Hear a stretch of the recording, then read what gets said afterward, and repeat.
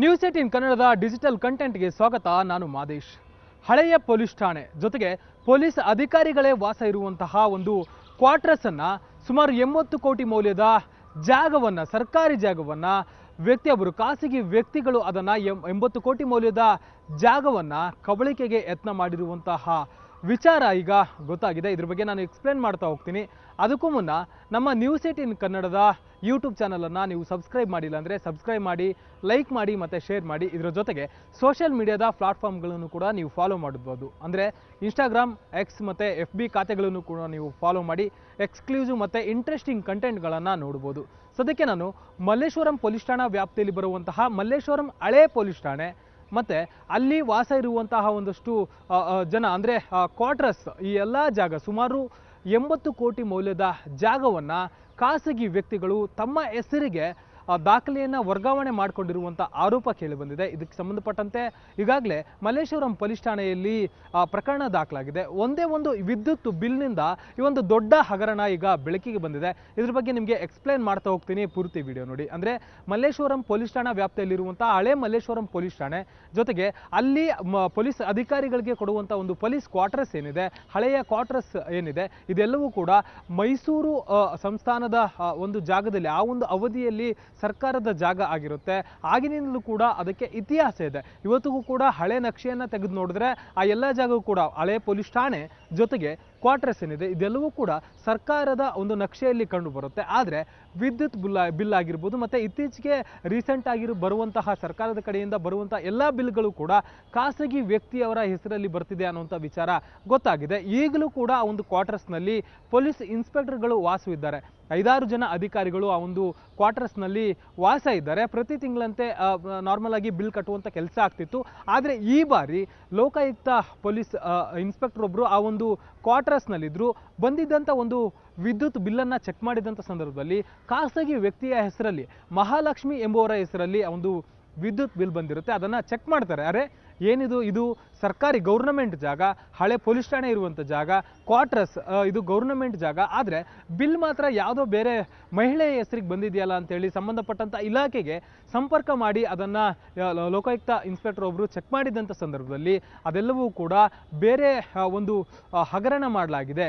80 ಕೋಟಿ ಮೌಲ್ಯದ ಸರ್ಕಾರಿ ಜಾಗವನ್ನು, ಪೊಲೀಸ್ ಅಧಿಕಾರಿಗಳೇ ಪ್ರೆಸೆಂಟ್ ವಾಸ ಇರುವಂಥ ಜಾಗವನ್ನು ಕಬಳಿಕೆ ಮಾಡಲಾಗಿದೆ, ಈ ಖಾತೆಯನ್ನು ಮಾಡಿಕೊಳ್ಳಲಾಗಿದೆ ಅನ್ನುವಂಥದ್ದು ಈಗಾಗಲೇ ಗೊತ್ತಾಗಿದೆ. ಒಂದು ವಿಚಾರವನ್ನು ಪರಿಶೀಲನೆ ಮಾಡಿದಂಥ ಸಂದರ್ಭದಲ್ಲಿ ಈ ಹಿಂದೆ ಇದ್ದಂಥ BBMP ಅಧಿಕಾರಿಗಳು, ಅಂದರೆ ಈಗ ಪ್ರೆಸೆಂಟ್ GB ಆಗಿದೆ, BBMP ಅಧಿಕಾರಿಗಳು ಕೂಡ ಇದರಲ್ಲಿ ಭಾಗಿಯಾಗಿರೋದು ಗೊತ್ತಾಗಿದೆ.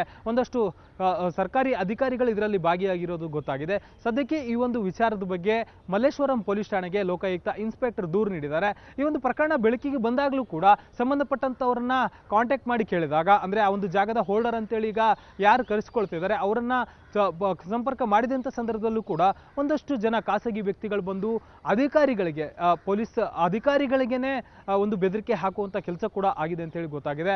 ಈ ಒಂದು ಕ್ವಾರ್ಟರ್ಸ್ನಲ್ಲಿ ಯಾರೇ ಇದ್ರೂ ಕೂಡ ಇದು ನಮ್ಮ ಜಾಗ, ಸರ್ಕಾರಿ ಜಾಗ ಅಲ್ಲ, ಇದು ನಮ್ಮ ಜಾಗ, ಯಾವ ಅಧಿಕಾರಿ, ದೊಡ್ಡ ದೊಡ್ಡ ಅಧಿಕಾರಿಗಳಿದ್ರೂ ಕೂಡ ನಿಮ್ಮನ್ನು ನಾವು ಖಾಲಿ ಮಾಡಿಸ್ತೇವೆ ಅಂತೇಳಿ ಪೊಲೀಸ್ ಅಧಿಕಾರಿಗಳಿಗೇನೆ ಈಗ ಬೆದರಿಕೆ ಹಾಕಿರುವಂಥ ವಿಚಾರ ಗೊತ್ತಾಗಿದೆ. ಸದ್ಯಕ್ಕೆ ಎಲ್ಲ ವಿಚಾರಗಳ ಬಗ್ಗೆ ಮಲ್ಲೇಶ್ವರಂ ಪೊಲೀಸ್ ಠಾಣೆಯಲ್ಲಿ ಪ್ರಕರಣ ಕೂಡ ದಾಖಲಾಗಿದೆ. FIR ದಾಖಲಿಸುವಂಥ ಕೆಲಸವನ್ನು ಮಾಡಲಾಗಿದೆ. ಪೊಲೀಸ್ ಇನ್ಸ್ಪೆಕ್ಟರ್, ಅಂದರೆ ಲೋಕಾಯುಕ್ತದಲ್ಲಿ ಕೆಲಸ ಮಾಡ್ತಿರುವಂಥ ಇನ್ಸ್ಪೆಕ್ಟರೇ ಸ್ವತಃ ಇದ್ರ ಬಗ್ಗೆ ದೂರು ನೀಡಿದ್ದಾರೆ. ಅಂದರೆ ಈ ರೀತಿಯಾಗಿ ನಾನು ಬಿಲ್ ಪರಿಶೀಲನೆ ಮಾಡಿದಾಗ ಈ ಒಂದು ಜಾಗ ಬೇರೆಯವರಿಗೆ, ಖಾಸಗಿ ವ್ಯಕ್ತಿಯ ಹೆಸರಲ್ಲಿ ಬಿಲ್ ಬಂದಿದೆ.